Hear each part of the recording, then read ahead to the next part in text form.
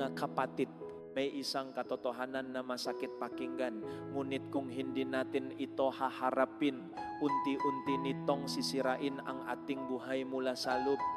Hindi lahat ng nasa paligid mo ay tunay na nasa panig mo.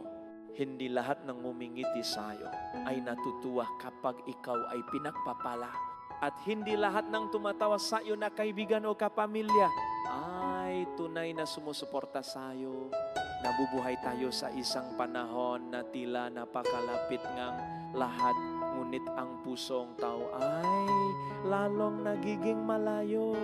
Maaring may daan-daan o libu-libong tao ang sumusubaybay sa iyo sa social media, pero kapag ikaw ay bumagsak, mapapagtanto mo, walang tunay na naroon. Ano ang nakikita natin sa lipunan ngayon? Sa taong ito, isang kabataan ang nagbabahaging kanyang tagumpay. Ngunit sa likod ng screen ay may inggit, bulungan at katahimikang may halong pagkukunwari. Isang babae ang nagsisikap ng kanyang pamilya. Ngunit ang mismong malalapit sa kanya ang nagtatanim ng pagdududa, paghahambing at presyon hanggang siya ay mapagod at manghina. Isang lalaki ang pinipiling maging mabuti at tama. Ngunit siya ay tinatawanan ng kanyang kaibigan. Sa panahon ngayon, ganyan ka pa rin? Magpakatuto ka na. Huwag kang maging inosente. Makapatid, nakikita ninyo ba? May mga relasyon na hindi ka papatayin agad. Ngunit unti-unti, araw-araw, inubos ang iyong kaluluwa. May mga taong hindi katahasang kinakalaban, ngunit lihim na ayaw kang makita na mas umangat kaysa sa kanila. Hindi nila sinasabi, pero hindi kanila ipinagdarasal. Hindi kanila sinisira, pero hindi ka rin nila itinataas. At ano ang pinakamasakit? Ang isipin mong ikaw ay minamahal, ngunit sa totoo lang, ikaw ay tinitiis lamang. Mga kapatid, maging sa banal na kasulatan, naranasan din ito ni Jesus. Hindi siya ipinakanulo na isang estranghero, kundi ngang isang taong napakalapit sa kanya. Isang taong kasama niya araw-araw. Ano ang ibig sabihin nito? Ibig sabihin, ang pagiging malapit ay hindi garantiyang katapatan. Ang pagiging pamilyar ay hindi garantiyan na katotohanan. Kaya ano ang dapat nating gawin sa ganitong mundo? Hindi tayo dapat maging mapagduda sa lahat. Ngunit kailangan nating maging marunong magpasiya at kumilatis. Hindi lahat ay karapat-dapat sa iyong puso. Hindi lahat ay dapat makaalam na iyong pangarap. At hindi lahat ay dapat makaapekto sa direksyon ng iyong buhay. Tandaan mo ito, hindi mo kailangan ng maraming taong kakampi. Kailangan mo lamang ang tamang tao.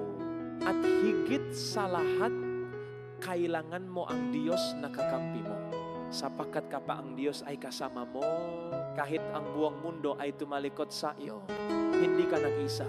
At marahil, ang nais ituro ng Diyos sa'yo sa mga pagkadismaya mo sa tao ay hindi para isara mo ang iyong puso, kundi upang ilagay mo ang iyong tiwala sa tamang lugar.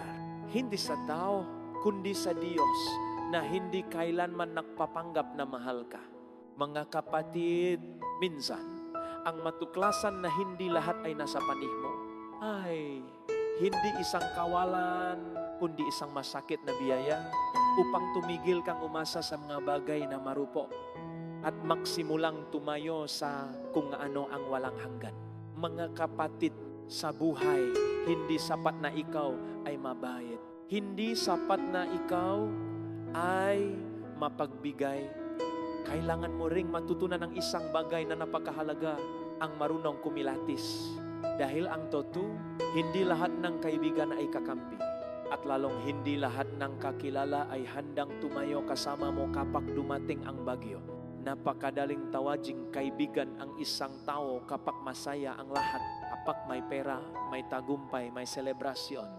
Ngunit ang tunay na tanong ay hindi kung sino ang nariyan sa liwanag, kundi sino ang nananatili sa dilim. Tingnan ninyo ang mundo ngayon, kapag ikaw ay umaangat, maraming sasabay. Kapag ikaw ay kilala, maraming lalapit. Kapag ikaw ay may pakinabang, maraming tatawag sa iyo na kaibigan. Ngunit kapag ikaw ay nawalan, Kapag ikaw ay bumagsak, kapag ikaw ay dumadaan sa pagsubok, bigla mong mararamdaman ang katahimikan. Ang madating palaging nandiyan, biglang nawawala. Ang mga dating malalapit, nagiging malamig. At dun mo makikita ang katotohanan. Mga kapatid, ang tunay na kakampi ay hindi sinusukat sa dami ng tawa, kundi sa lalim ng pananatili. Hindi sila laging nagsasalita, pero hindi kanila iniwan. Hindi sila laging nakikita, pero ipinagdarasal kanila. Hindi sila laging nagbibigay ng papuri, pero itinutulak kanila patungo sa tama. Samantalang ang iba, nandiyan kapag may pakinabang, nandiyan kapag madali. Ngunit kapag kailangan mo ng lakas, sila ang unang nawawala. Kaya napakahalagang kakayahang kumilatis. Hindi ito pagiging mapahusga, ito ay pagiging matalino sa puso. Dahil kung ibibigay mo ang tiwala mo sa maling tao, maaari kang masaktan, madismaya, at mawala sa direksyon. Ngunit kung matutunan mong kilalanin ang tunay na kakampi, makakahanap kang nga tao. Magdadala sa'yo palapit sa Diyos. Magpapaalala sa iyong katotohanan at mananatili kahit walang kapalit. Mga kapatid, ang problema sa marami sa atin, hinahanap natin ang mga taong magpapasaya sa atin, pero hindi natin hinahanap ang mga taong magpapabuti sa atin. Hinahanap natin ang mga taong sasang-ayon sa atin, pero hindi ang mga taong magtatama sa atin. Pero tandaan ninyo ito, ang tunay na kakampi ay hindi lang sumasabay sa iyo, inaagay kanila patungo sa Diyos.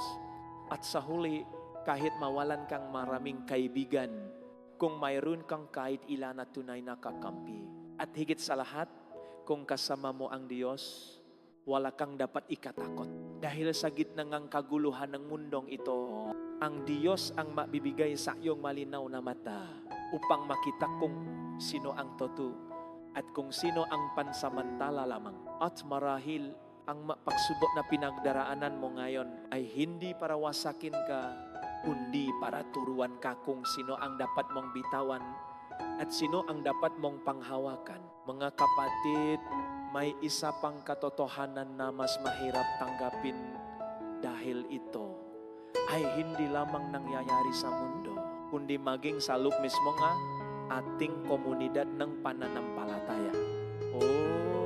Kahit sa simbahan, kahit sa mga prayer group, kahit sa mga taong tila malapit sa Diyos, ang pagiging makasama sa isang lugar ay hindi garantiya na isa ang puso. Ang pagdalo sa parehong misa ay hindi nangangahulugan na iisa ang hangarin at ang paglilingkod sa iisang ministeryo ay hindi automatikong nangangahulugan ng katapatan.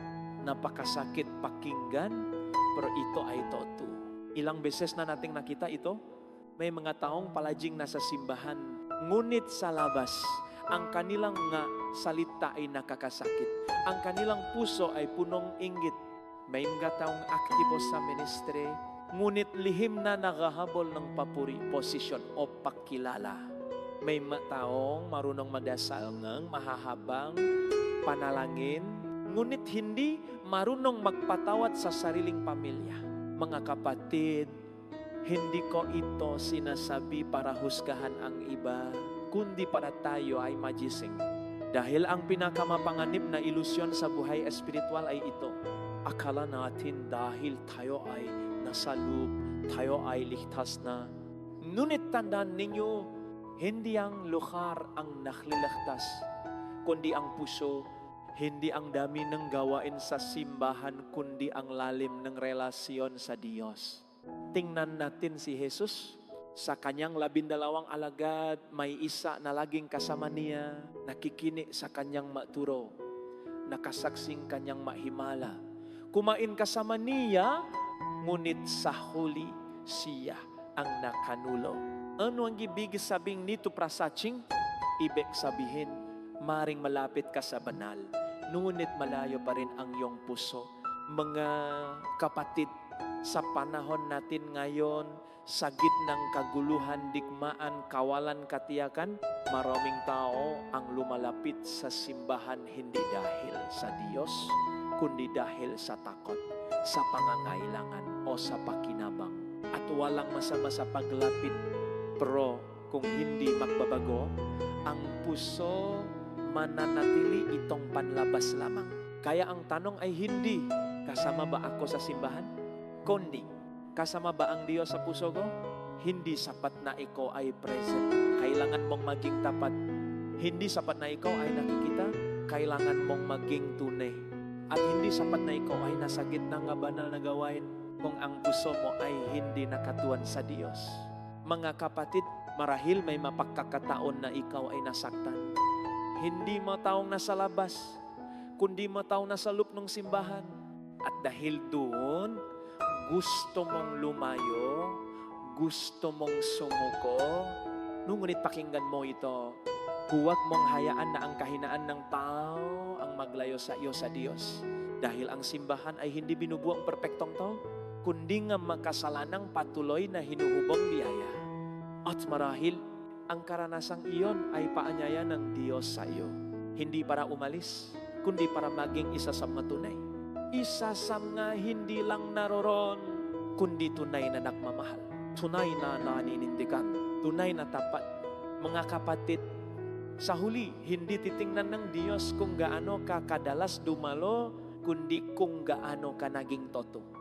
At sa isang mundong puno ng pakukunwari, ang isang pusong tunay na nakatuon sa Diyos ay isang liwanag na hindi kailanman mapapawi. Mga kapatid, ngayon, lumalim tayo sa salita ng Diyos sapagkat doon natin makikita ang katotohanan ng hindi lamang tumatama sa isipan, kundi tumutusok sa puso sa maraming kwento. NG Evangelyo paulit-ulit na nakikita ang isang nakakagulat at nakakatakot na realidad. May mga taong panlabas na sumusunod, ngunit sa lupa'y nakatataksel. Mga pariseo mahusay magsalita tungkol sa batas ng Diyos. Maingat sa ritual, tapat sa panlabas na anyo nege relihiyon. Ngunit sinabi ni Jesus, ang puso ninyo ay malayo sa akin.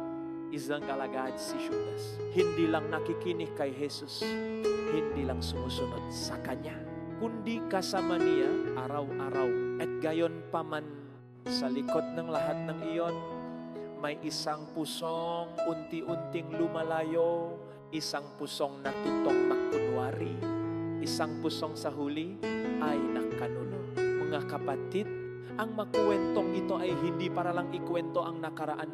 Ito ay salamin para makita natin ang ating sarili. Dahil ang toto, mas madali ang maging mukhang banal kaysa maging tunay na banal. Mas madali ang sumunod sa panlabas na gawain kaysa isuko ang puso. Mas madali ang magsimba kaysa magbago. At sa panahon natin ngayon, napakadaling magpakitang faith online.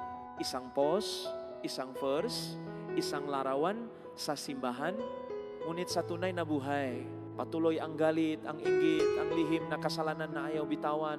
Mga kapatid, ito ang babalang ebanghelyo. Huwag mong hayaan na ang iyong panlabas na pagsunod ay matabunan ang katotohanan ng iyong puso. Dahil hindi nalilinlang ang Diyos, hindi siya tumitingin sa dami ng ginagawa mo, kundi sa lalim ng iyong pakibak. Kaya ang paanyaya sa atin ngayon ay hindi maging perpekto, kundi making tutu. Tanungin natin ang ating sarili, ako ba ay sumusunod dahil nakikita ng iba o dahil mahal ko ang Diyos? Ako ba ay malapit sa simbahan o malapit sa Kanya? May mga bahagi bang puso ko na parang si Judas unti-unting lumalayo, pero patuloy na nakukunwari?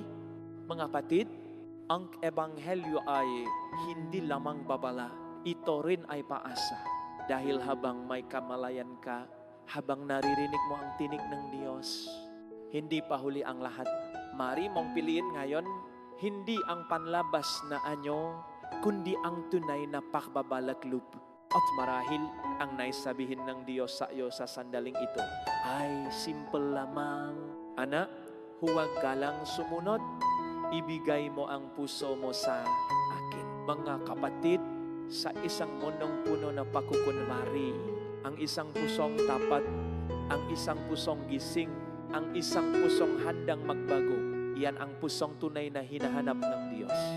Kaya manatili tayong mapagbante, hindi sa iba, kundi sa ating sarili.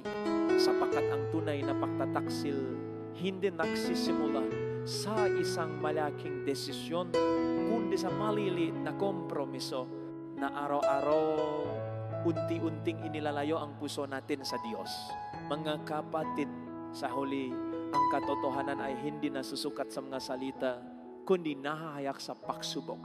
Dahil ang tunay na pagkatao ng isang tao, hindi lumalabas kapag madali ang lahat, kundi kapag ang buhay ay mabigat, magulo at masakit. Doon mo makikita kung sino ang tunay na kaibigan. Kapag ikaw ay masaya, matagumpay at may bibigay, maraming lalapit, maraming tatawa kasama mo, maraming magsasabing, nandito lang ako para sa iyo. Ngunit kapag ikaw ay nawalan, kapag ikaw ay nasaktan, kapag ikaw ay nasa puntong gusto mo ng sumuko, biglang kumukunti ang tao sa paligid mo. At huwag kang magulat dahil hindi iyon pagkawala. Iyon ay paglilinaw.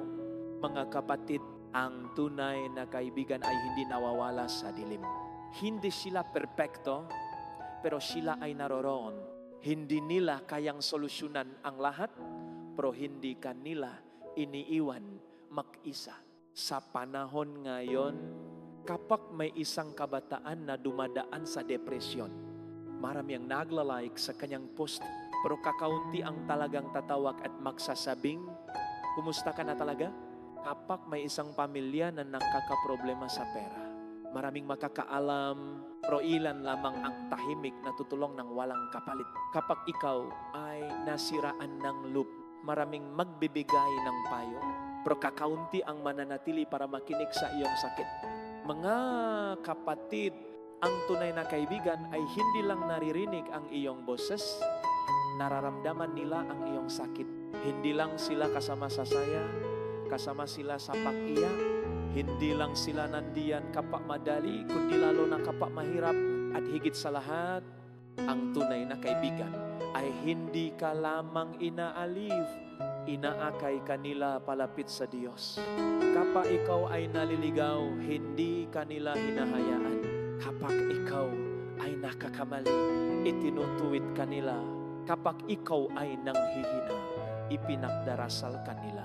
Mga kapatid, minsan pinapayagan nega Diyos ang pagsubok, hindi para sirain ka, kundi para ipakita sa iyo kung sino ang totoo, upang alisin ang mapansamantala at iwan ang mga tunay. At marahil ngayon, habang iniisip mo ang iyong buhay, napapansin mo na ang ilan ay umalis, ang ilan ay nanlamig, ang ilan ay hindi natulad ng dati.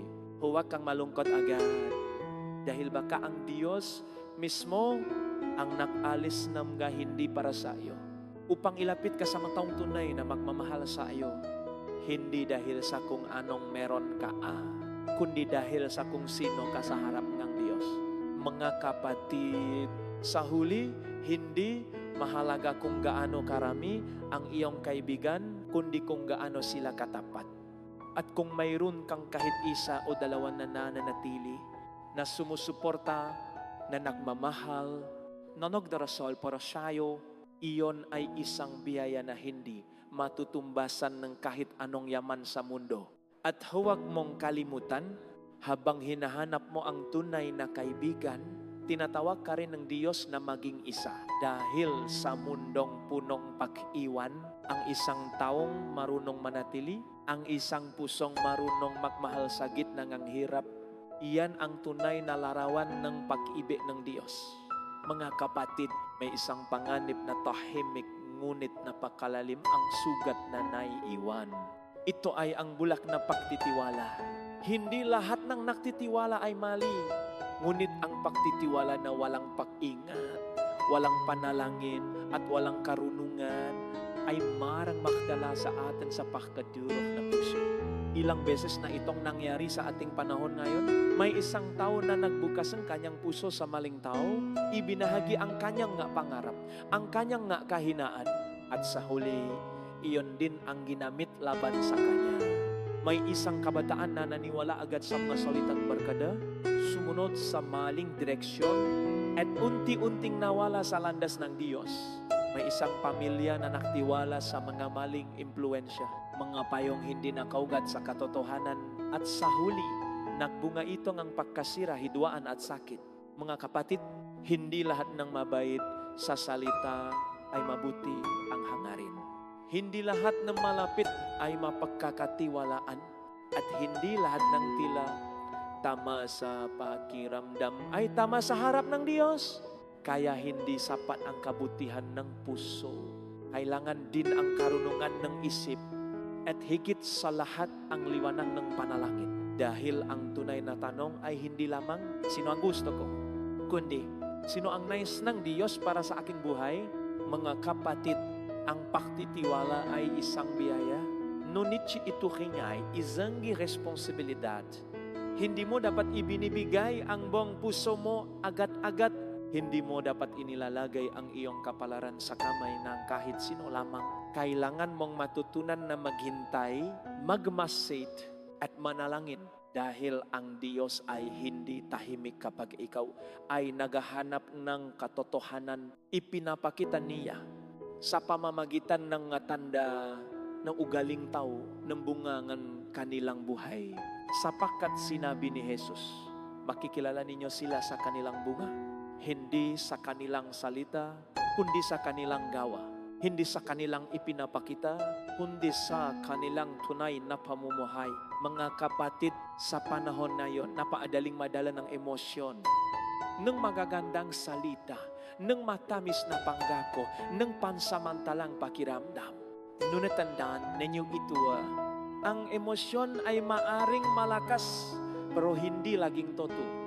Kaya huwag mong ipagkatiwala ang iyong buhay sa kung ano lamang ang iyong nararamdaman. Ibigay mo ito sa Diyos at hayaang siya ang magturo sa iyo kung sino ang dapat mong pagkatiwalaan. Mga kapatid, ang babalang ito ay hindi para takutin ka, kundi para ingatan ka. Dahil ang Diyos ay hindi nais na ikaw ay masaktan, ngunit nais niya na ikaw ay maging matalino sa pag-ibig. At marahil ngayon, may mataong pinakakatiwalaan mo, may mga desisyong ginagawa mo, huwag kang magmadali. Huminto ka sandali, manalangin ka, at itanong mo sa Diyos, Panginoon, ito ba ay mula sa iyo? Ito bang taong ito ay maglalapit sa akin sa iyo? O ilalayo ako sa iyo?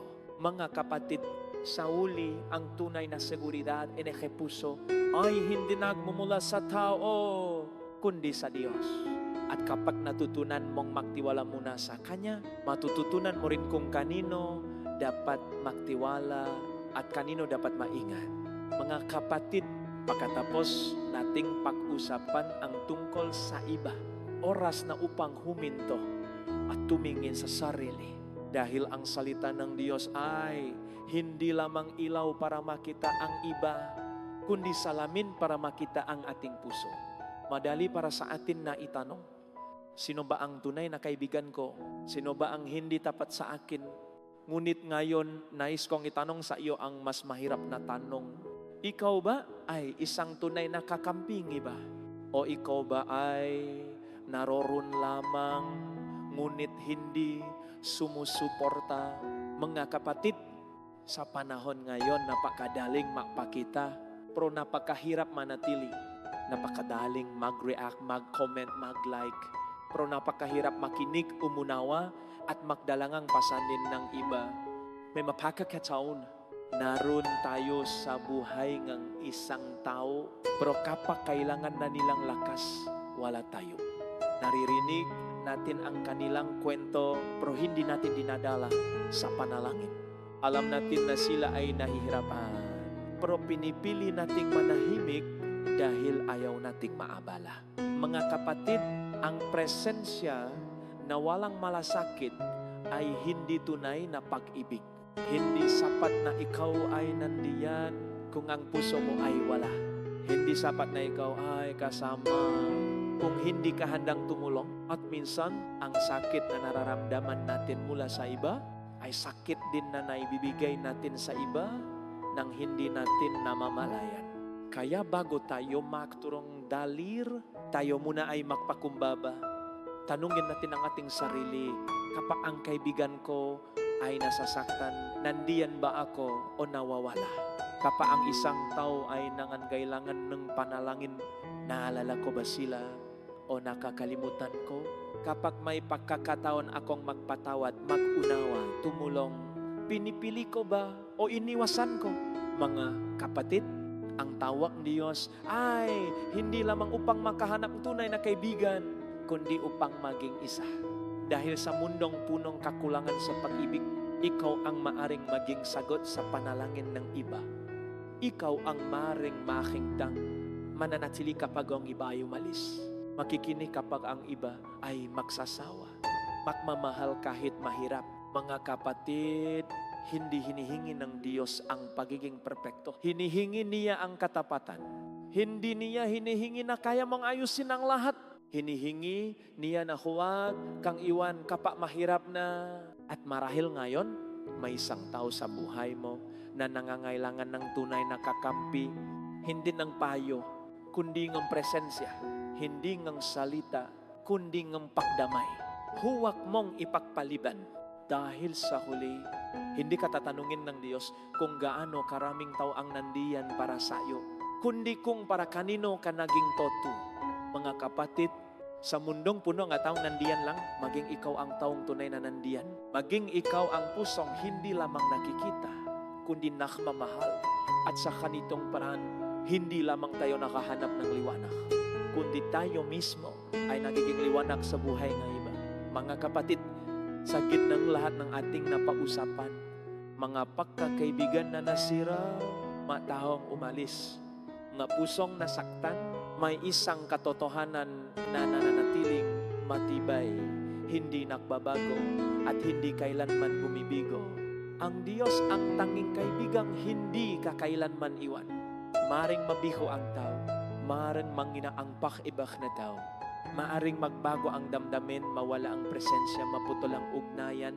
Ngunit ang Diyos, hindi siya napapagod sa iyo. Hindi siya nagsasawa sa iyo.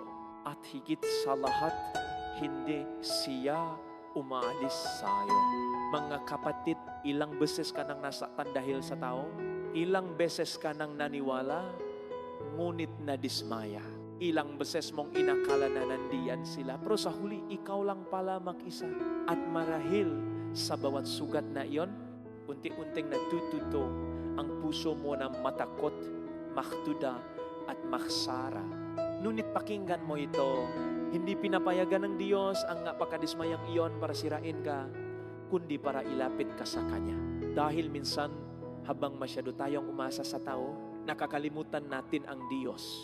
Habang masyado tayong nakahanap ng pag-unawa sa iba, nakakalimutan nating siya ang tunay na nakakaunawa sa atin.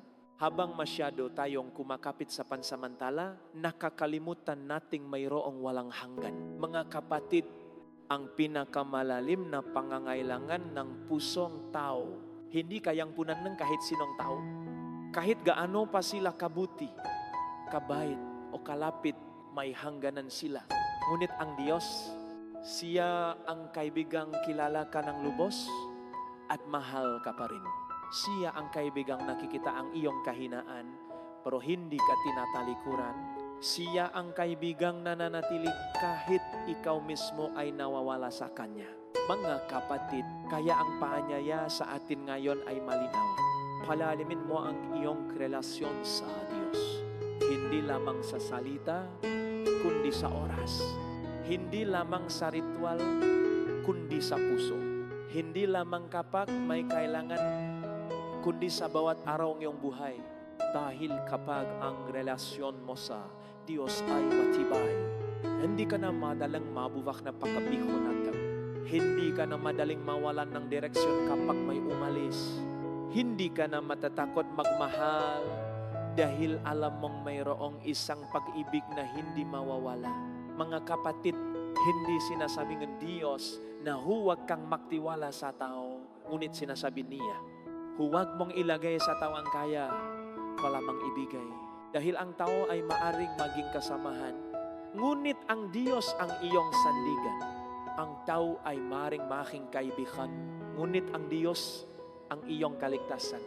At sa huli, kapag ang lahat ay tahimik, kapag ang lahat ay umalis, kapag wala nang nakakaintindi sa iyo, naroon pa rin siya.